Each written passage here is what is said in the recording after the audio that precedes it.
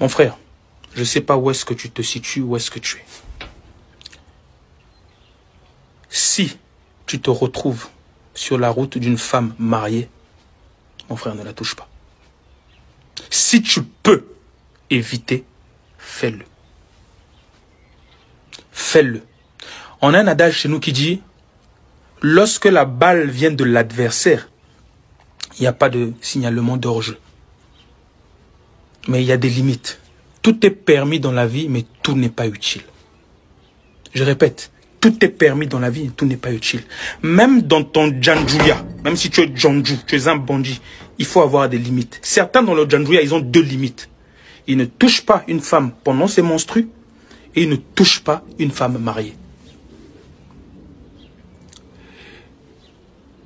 Dans l'ère de jeu, ça gonfle ton ego. C'est plaisant quand une go mariée te courtise. C'est plaisant.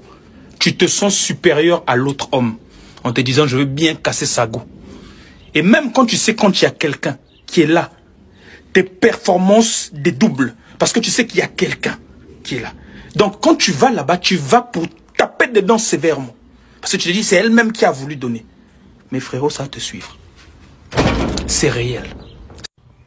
Si ce n'est pas dans 1 an, dans 2 ans, dans 3 ans, ça va te suivre. Et là, je te parle de personnes mariées. Ce n'est pas que mariées à l'église ou mariées à la mairie.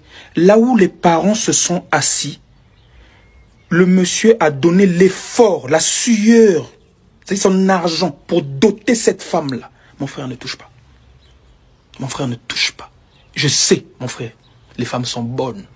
Il y en a, elles sont belles. Il y en a, elles vont te raconter tout ce qu'elles veulent. Mais elles ont décidé d'être mariées pour le meilleur et le pire. Elles n'ont qu'à régler le pire avec leur chéri.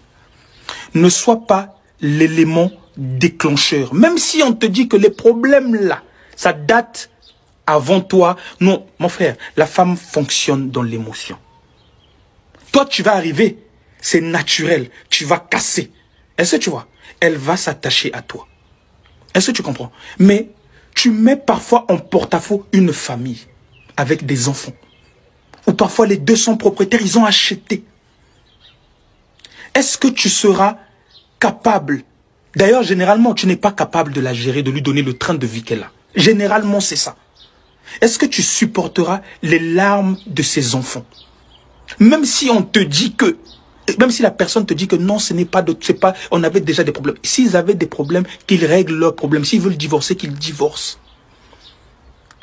Tu te souviens de David? David, c'est l'homme selon le cœur de Dieu. David est tombé pourquoi? Si tu ne sais pas. Il avait fait l'adultère. Il a pris la femme de un de ses soldats, qu'il a mis au front, le gars est mort. Il avait fait exprès. C'était la côte de quelqu'un qui l'a pris. Dieu ne l'a pas pardonné ça. Les problèmes de David ont commencé à ce moment-là.